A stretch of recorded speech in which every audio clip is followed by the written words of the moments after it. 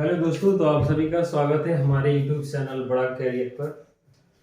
तो आज हम लोग इसमें बात करेंगे फिजिक्स का जो चौथा लेक्चर होगा वो यूनिट और डायमेंशन के बारे में हो रहा है। हम लोग पिछले लेक्चर में यूनिट कंप्लीट कर चुके थे, उसमें पीडीएफ दिया गया था हमारे टेलीग्राम चैनल जो बड़ा कैरियर ऑफिशियल टेलीग्राम चैनल है उस पर। तो आज हम लोग बात करेंगे डायमेंशन के बारे में कि कैसे किसी फिजिकल क्वांटिटी का डायमेंशन निकालते हैं, भौतिक राशि की विमा सूत्र कैसे निकाला जाता है, तो इसके बारे में बात करते हैं। तो सबसे पहले आपको इसमें देखना होगा डायमेंशन में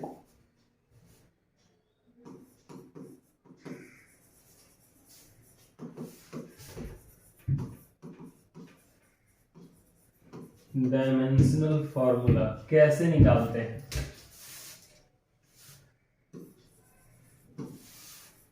तो फर्स्ट अगर लेंथ ले लें यानी लंबाई, तो आपको बताए थे हम जब फिजिकल जो फंडामेंटल क्वांटिटी पढ़ाया जा रहा था उस टाइम की लेंथ को डिनोट करने के लिए एल लिखा जाता है और मास यानी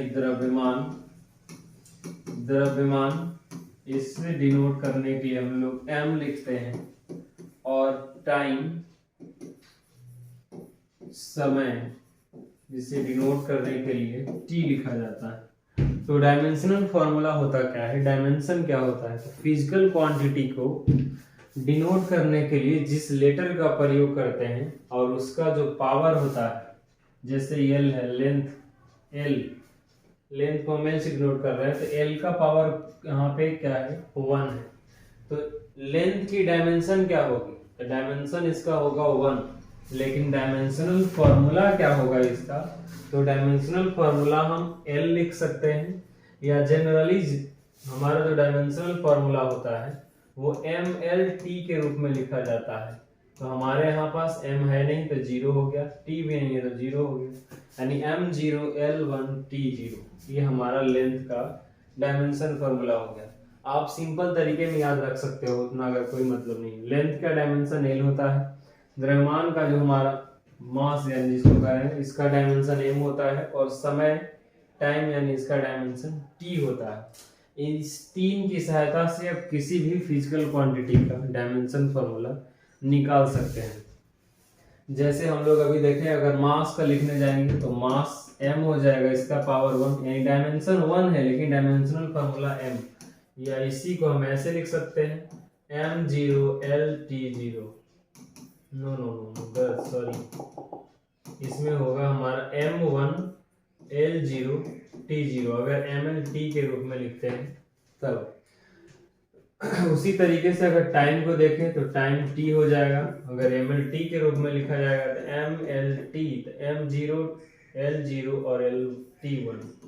तो इस तरीके से हम लोग मास और टाइम का डायमेंशन फॉर्मूला निकालेंगे। सिंपल, आप l होता है लेंथ का, मास का m होता है और टाइम का t होता है। अगर mlt के रूप में लिखना है तो आप इस तरीके से लिख देंगे, सही हो जाएगा। चलिए, तो अब हम आपको दिखाते हैं आगे बना करके, और आप भी हमारे साथ साथ बनाइए। जैसे देखिए, अगर टाइम हो गया, हम अगर पूछ दिया जाए एरिया यानी क्षेत्रफल का पूछ दिया जाए एरिया, तो एरिया हमारा फॉर्मूला L इंटू बी होता है। तो फॉर्मूला L इंटू बी है, तो लेंथ का डायमेंशन फॉर्मूला L था और ब्रेथ इसका भी हो गया L, यानी L क्या हो गया L स्क्वायर। तो हमारा जो एरिया का डायमेंशन फॉर्मूला है वो L स्क्वायर होगा, यानी L के पावर 2 होगा। अगर mlt के रूप में लिखना है तो इसी को हम लोग लिख देंगे mlt। अब आपको देखना है कि इसमें m नहीं है तो 0 हो जाएगा, L 2 है और t भी नहीं है तो 0 हो जाएगा, यानी m0 l2 और t0, ये हमारा हो गया एरिया का डायमेंशनल फॉर्मूला। अभी अगर हम लोग बात करें दोस्तों, एरिया हो गया आयतन के बारे में यानी घनत्व के बारे में, तो आयतन वॉल्यूम,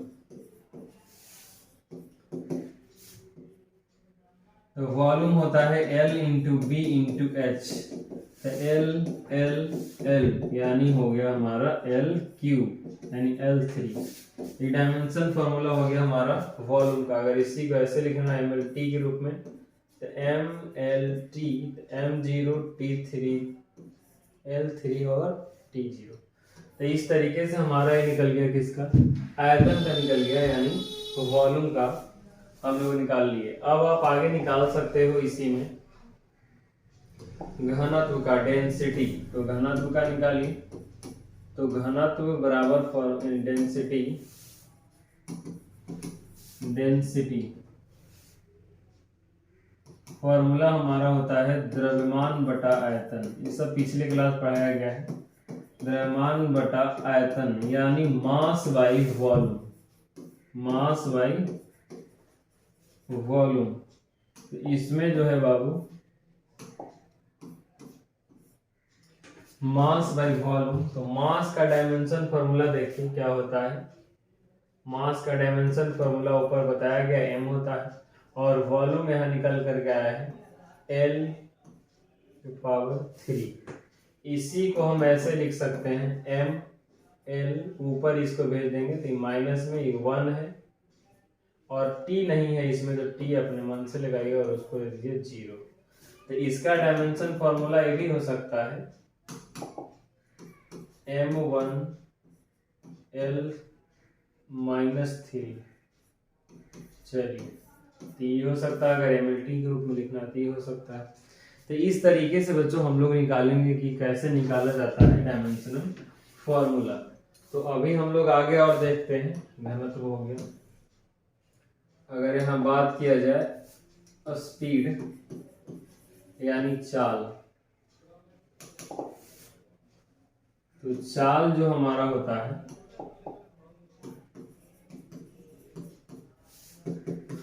दूरी बटा समय, दूरी बटा समय, डिस्टेंस बाई टाइम। तो देखिए जो डिस्टेंस बाई टाइम होता है, तो डिस्टेंस हमारा हो गया L और टाइम हो गया T।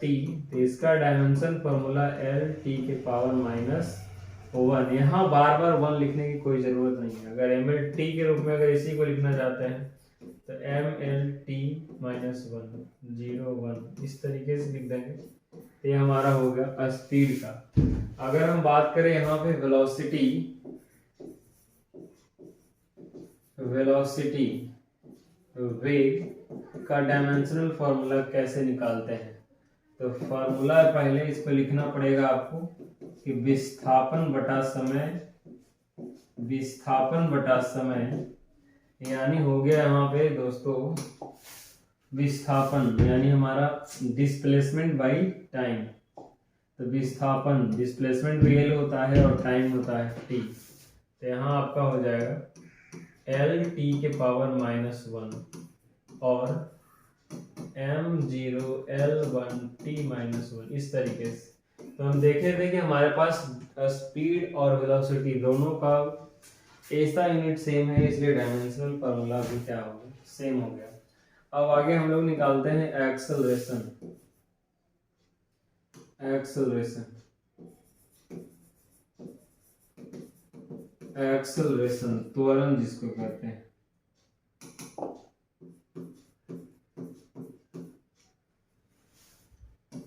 त्वरण बराबर फॉर्मूला होता है हमारा वेग परिवर्तन, वेग परिवर्तन बटा समय। थोड़ा गलत हो गया, सॉरी। वेग परिवर्तन बटा समय। तो देखिए यहाँ पे हमारा जो है change in velocity by time formula. तो आप देखिए कि चेंज इन वेलोसिटी यानी वेग का जो हमारा है वो क्या है, L/T आया है। तो आप अगर L/T लेना चाहते हैं तो L/T ले लीजिए। समय का क्या होता है, T होता है। इसको मल्टीप्लाई में है, इसको T डिवाइड में चल जाएगा, तो L/T × 1/T। और इस तरीके से L/T -T2 हो जाएगा। इसको ऊपर भेज देंगे, L⁻⁻2 हो गया। इसी को अगर आप MLT के रूप में लिखना चाहते हैं तो M0 L1T-2। इस तरीके से हमारा एक्सेलरेशन का यूनिट निकल करके आ गया। तो अब हम लोग आगे देखते हैं। एक्सेलरेशन निकल गया। अब हम यहाँ निकाल सकते हैं फोर्स। फोर्स यानी बल, तो बल का हमारा जो हो जाएगा फॉर्मूला होता है मास इंटू एक्सेलरेशन, यानी द्रव्यमान गुने त्वरण। तो मास का होता है m और एक्सेलरेशन का जस्ट अभी आया है l t के पावर -2, यानी m l t के पावर -2 हो गया हमारा बाबू फोर्स का बीमा सूत्र। कैसे हम लोग निकाल रहे हैं डायमेंशनल फॉर्मूला, इसका आप थोड़ा सा ध्यान रखें और आपसे आसानी से निकल जाएगा। बस जो पढ़ाया गया उसको रिवीजन करें। तो चलिए, अगर आप लोग लिखना चाह रहे हैं तो जल्दी जल्दी आप वीडियो बीच में रोक कर लिखिए। तो फोर्स का निकल गया। अब हम लोग आगे बढ़ते हैं और फोर्स के बाद हम लोग अब निकालते हैं किसका, कार्य बराबर निकाल लेते हैं, यानी वर्क। तो बल गुने विस्थापन, इसका फॉर्मूला होता है। तो आप देख रहे हैं कि फोर्स का बल का क्या है mlt-2 और विस्थापन यानी हो गया l, लेंथ होता है, ये हो जाएगा ml2t-2। तो इस तरीके से हम लोग इस सब का यूनिट निकाल सकते हैं, और भी बहुत सारा यूनिट है। तो ये हमारा कार्य का ऐसा यूनिट हो गया। अभी हम लोग और आगे निकालते हैं, लिखिए तब तक आप जल्दी से।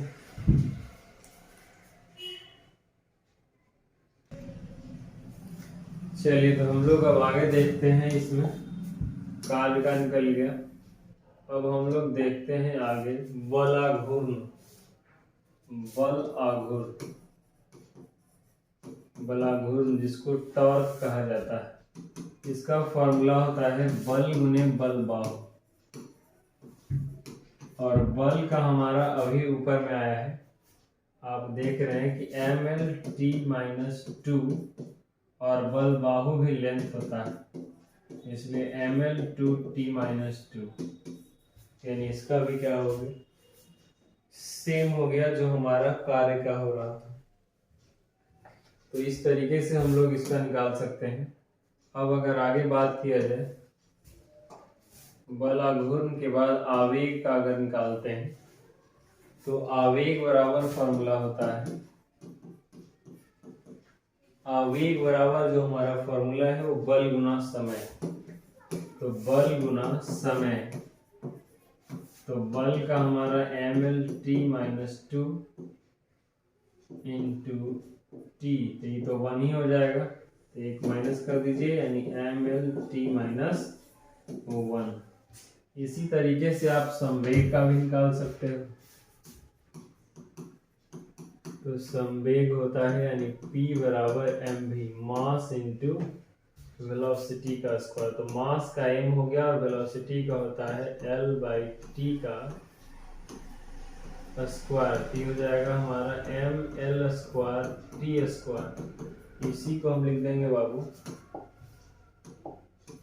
ml2t-2, ये हमारा हो गया mlt के रूप में। तो इस प्रकार से हम लोग निकाल सकते हैं। तो अगर आप और भी अगर आप निकालना चाहते हैं तो फिर से आप बड़ा कैरियर जाइए, और अगर वहाँ आपको मिल जाएगा इन सारी चीज़ों का, या जो पिछले वीडियो में बताया गया है फिजिकल क्वांटिटी में जिसे यूनिट निकाला गया है, वहाँ उसमें भी जा करके निकाल सकते हैं।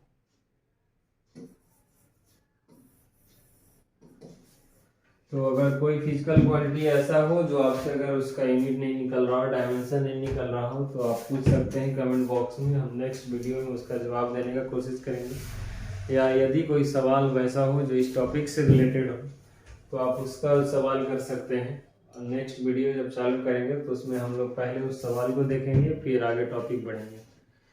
तो अगर आपका कोई डाउट है तो बताएं इसमें, अगर नहीं डाउट है तो ये निकालने का तरीका बता दिया गया है। बाकी फिजिकल क्वांटिटी बहुत सारे होते हैं और सब कराएंगे तो वीडियो बहुत लंबा हो जाएगा, इसलिए आप कोशिश करें कि आप पीडीएफ लेकर के वहाँ से बनाएं। जो नहीं बनता है उसे आप कमेंट बॉक्स में पूछें, हम लोग फिर से उसको बनाएंगे, साथ मिलकर बनाएंगे।